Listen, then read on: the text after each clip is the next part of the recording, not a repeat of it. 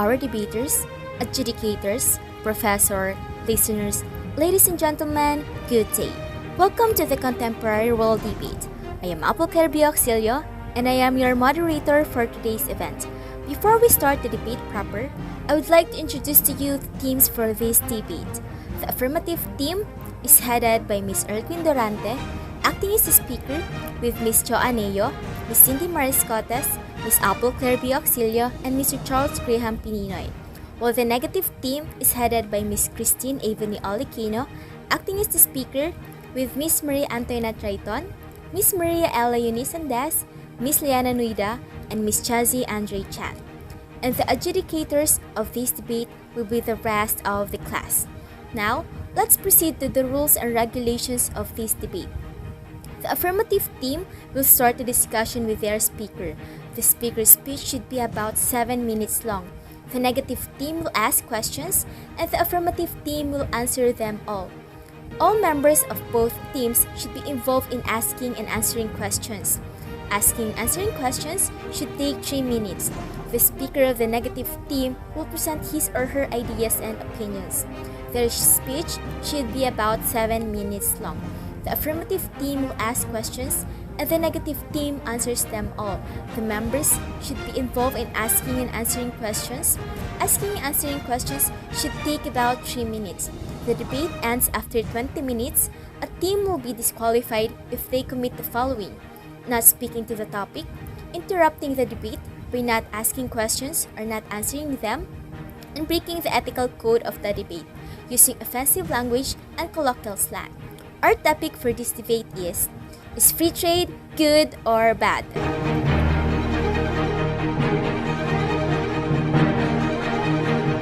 Now, let us start with the affirmative team. Let us call on Ms. Erquin Dorante for her speech. Your 7 minutes starts now. Good day, ladies and gentlemen.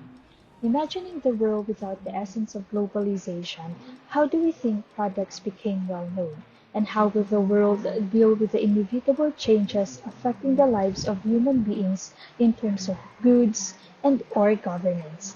Considering the positive effects of globalization and free trading itself, several claims have been made and would prove as to how it causes positive changes in human lives when the history of trading is concerned up until these present times. I am Earl Queen G. Durante, and on behalf of the affirmative team, I will now present the following claims in support of the good effects of free trading. First, in terms of technologies, it became a large rate of free trading and it became incomparable. With the technology era, FTA also increases the transfer of technology because of the insufficiency of stocks of a certain country. Thus, the import or export of technology became inevitable. According to the Journal of Economic Theory focusing on innovation and international trade in technology written by Daniel F. Spalber, trading in technology, both local and international, creates huge, significant economic effects. Among its benefits, it increases the efficiency of invention, it increases the product variety in the market, it also increases the total gains from trade and the likes. Therefore, the technology became beneficial in bridging the gap between different countries as it transfers knowledge and making the work a lot easier.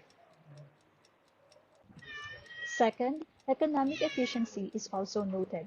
According to basic economic theory, free trade policies mean that each country focuses on its comparative advantage, lowering the price of goods and making everyone better off. For instance, if the United States is really good at making cars and China is good at making televisions, free trade rules should mean that each country can play to its strengths instead of wasting time and effort doing less efficient tasks. In addition to that, the World Bank Group said that countries that are open to international trade tend to grow faster, innovate, improve productivity, and provide higher income and more opportunities to their people. Open trade also benefits lower-income households by offering consumers more affordable goods and services. Integrating with the world economy through trade and global value chains helps drive economic growth and reduce poverty, both locally and globally.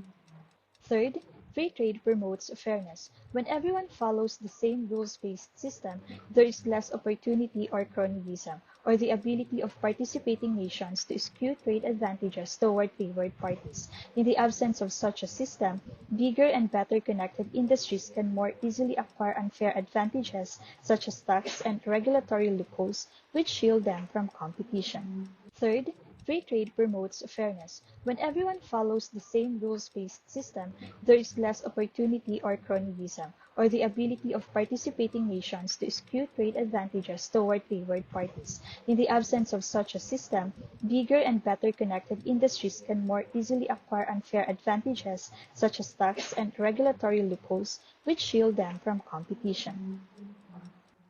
Fourth, free trade increased consumption. Higher GDP implies the economy is producing more goods and services, and therefore consumers can enjoy more goods and services. If human welfare is linked to consumption, then growth will benefit society. Higher levels of consumption will help to reduce any incidence of absolute poverty when people can't meet basic necessities of life.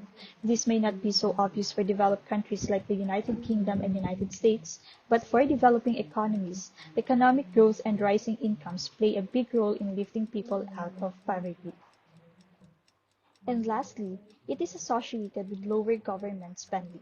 Many governments subsidize local industries. After the trade agreement removes subsidies, those funds can be put to better use. One of the ways that the government works to protect its local industry segments is through the use of subsidies. These benefits may include tax incentives, monetary rebates, protective tariffs, and other market manipulations, which allows the corporation to function closer to monopoly than if it were forced to compete on a global stage. In addition to that, free trade lowers the expenses that are for which a government must budget because companies no longer require the same protections. They can become more competitive in multiple markets all at once. This spending on protectionism can then be applied to other societal needs. And that would be all for the affirmative claims. Thank you. Thank you. This is the side coming from the affirmative team. Negative team, you have 3 minutes to ask questions. Your 3 minutes starts now. This question is for Cindy Mariscotes. If free trade increases a country's economic efficiency by bringing down barriers in trading, specifically removing the tariffs and import taxes, how are the countries involved will compensate for the reduced tax revenue? Actually, tax compensation isn't really necessary since if other countries would adopt to this trading system, we will also not be compelled to pay them tariffs. So abolishing tariffs is a win-win situation for those countries because it can increase the number of players in the market, making it easier to sell goods that leads to increased revenue. And according to the ERS, eliminating barriers has demonstrated to cause more benefit than the detriment. So if you say that free trade is fair, why is it that it does not favor the rights of workers or seek to improve the working condition? Fair trade is fair to businesses seeking to expand, but it does not favor the rights of workers or seek to improve working conditions. Instead, free trade seeks to eliminate pay discrepancies or imbalances from country to country. Meanwhile, fair trade promotes fair wages and working conditions for laborers. So here's my question for Mr. Pininoy. If free trade takes place with no barriers at all, how will this protect the consumers for the predatory pricing of some businesses that they may impose? For most, predatory pricing, despite the preceding advantages to some, predatory pricing may be illegal depending upon the government's jurisdiction. But in the US, the American antitrust law exists to preserve competition in the market and minimize monopoly power. And according to those laws, most forms of predatory pricing are illegal. Further, the concept can certainly work in short term, meaning it will not be viable in long term. So some of the businessmen and stakeholders doesn't engage in this kind of process due to its effect and negative outcomes of events, especially on their income and business. Thus, when one company or workforce closes due to predatory pricing, new competitors may enter the marketplace, creating a new competition where in this process you have eliminated a weaker competition or competitor, but you have created another opportunity for you to have more competitors. For Ms. Cha Aneo, how will the government support and protect the local industries if free trade agreements allow the eradication of this subsidy? Actually, if foreign trade agreements allow the eradication of subsidies for local industries as with protectionism, the government does not need anymore to support and protect these local industries as they will be forced to become more competitive on a global stage or in multiple markets all at once. Hence, they no longer require the same protections, and this spending on protectionism can then be applied to other societal needs such as improving our working conditions and labor protections. With the use of technology in the production of goods through different energy sources available, how will this lessen the massive effects of it in our environment? In spite of the changes in the environment due to the increased demand of technology and usage of energy sources available, the rising innovation of environmental technology has been implemented in order to decrease the continuous climate change. The 2 degrees Celsius in pre-industrial levels is in collaboration with many countries with the effort of agreement in Paris in 2016. And this is to combat the climate change. Smart technology. Time is up. Now, let us move on to the negative theme. Let us call on Miss Christine Avoni Alikino for her speech. Miss Alikino, your 7 minutes starts now. To our honorable moderator, members of the affirmative side, to our professor and audience, good day to all of you. I am Christine Avoni F. Alikino, the speaker of the opposing team. I will now present the negative effects of free trade. First, free trade causes job loss through outsourcing. Tariffs tend to prevent job outsourcing by keeping product pricing at competitive levels. Free of tariffs, products imported from foreign countries with lower wages cost less. While this may be seemingly good for consumers, it makes it hard for the local companies to compete, forcing them to reduce their workforce. The global companies may provide greater expertise and best practices to a local industry, but who will fill those positions? Because international workers are either more experienced, cheaper to hire, or willing to work with fewer safety protections, occupations are outsourced as a result of free trade. Tariffs and taxes laws aid in the reduction of labor outsourcing by keeping product prices competitive. According to the Congressional Research Service, it makes it difficult for the US companies in those the same industries to compete, so they may reduce their workforce. Many US manufacturing industries did in fact lay off workers as a result of the North American Free Trade Agreement. Free trade encourages theft of intellectual property. Intellectual property rights may not be taken as seriously by international governments or business rivals as they are in a firm's home nation. Inventions, patents, and processes including branding, graphic displays, and imaging may be copied in an environment of free trade, and that reduces the potential of a company being able to create good jobs at fair wages. When imports are freely traded, domestic producers are often able to copy the products and sell them as knockoffs without fear of any legal repercussions. Therefore, unless the FTA includes provisions for intellectual property laws and enforcement, there are no protections for exporting companies. So, when the US and China put together a free trade agreement, there was a belief on the side of the US that it would be possible to expand business opportunities exponentially with market access overseas. Then the reality of the situation hit. The Chinese companies, which are mostly owned by the government, require Americans to sign over their intellectual property rights as a way to gain access to the market. Thus, it created a net win for the China and a net loss on the US side because if American companies refused, the Chinese ones just stole it anyway. Third, the trade allows for poor working conditions. As the trade barriers are eliminated, certain goods may be cheaper to obtain overseas than to make domestically. Because of that, job losses are likely as less competitive industries wither away. While most economists would argue that these workers can be allocated to more efficient industries in which the United States has a comparative advantage and that this benefits the countries as a whole, that's not always likely or practical, especially in those considered as third world countries. Emerging markets and developing countries do not usually have the same laws in place that guard workers' salaries or working conditions. Some markets even allow for children to be hired for heavy labor and factory positions that place them in dangerous and substandard conditions. The competitiveness needed for free trade is one of the reasons behind this disadvantage. As a result, compromises are possible, fostering bad working conditions that workers must tolerate or endure in order to support their families. Free trade opponents frequently claim that it encourages corporations to relocate to countries with lack of environmental and labor laws. In that being the case, these actions often result in the widespread of labor violations. Fourth, free trade can harm the environment. Emerging countries may have few, if any, environmental protection laws. Since many of free trade opportunities involve the exporting of natural resources like lumber or iron ore, clear cutting of forests and unreclaimed strip mining often decimate local environments. It does not usually protect the environment. Many free trade opportunities are based on the availability of natural resources.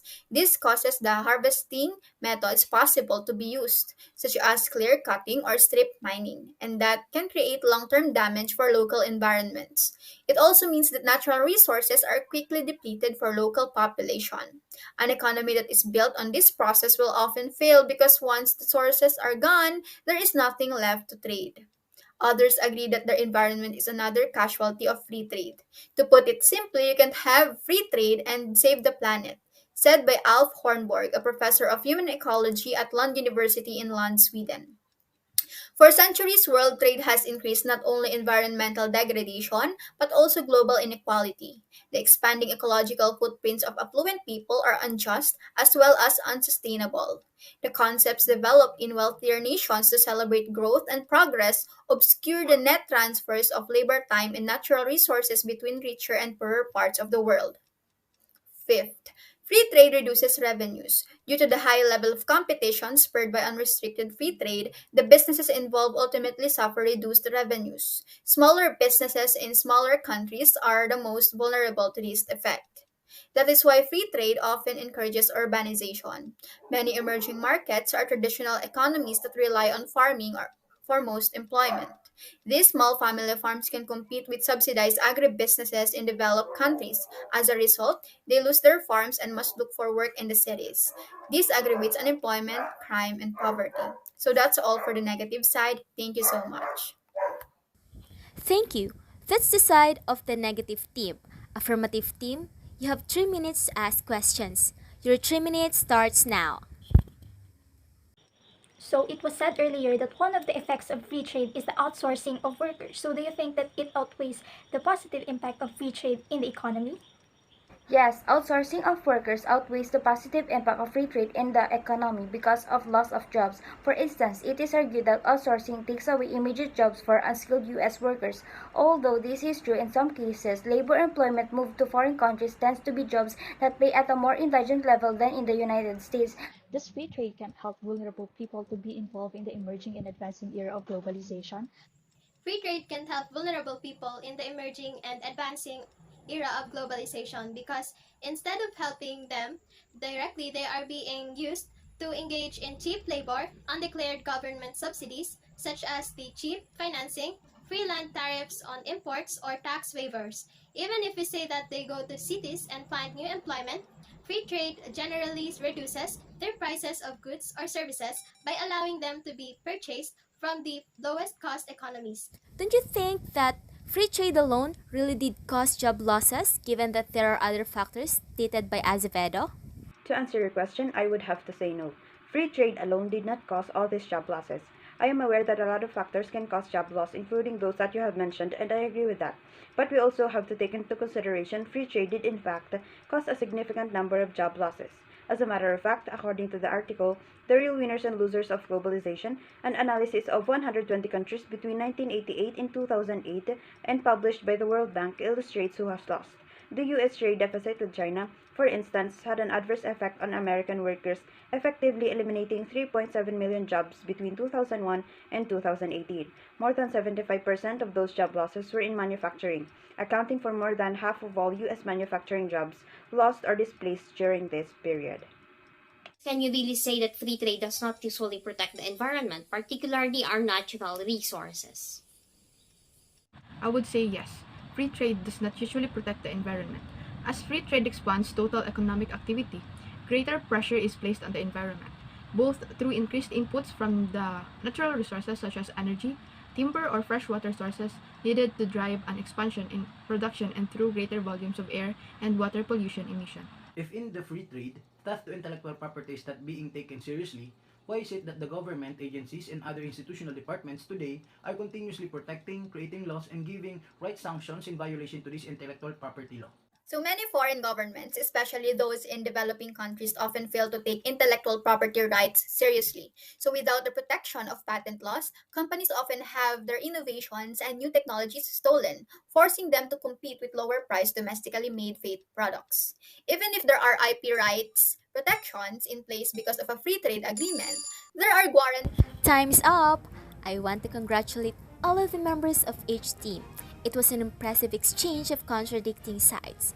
From this debate, we can conclude that the good sides of free trade is that it increases economic growth of a country, increases attractive business, increases competition, increases use of raw materials, less corruption means no monopoly, promotes fairness, and increased access to higher quality, lower priced goods, while its bad side is subsidizing local industries, theft to intellectual property, causes employment opportunities to be outsourced. Job losses are likely as less competitive industries wither away, encourages urbanization, and has a negative effect on our environment. I will now bring a formal close to this debate. Is free trade good or bad?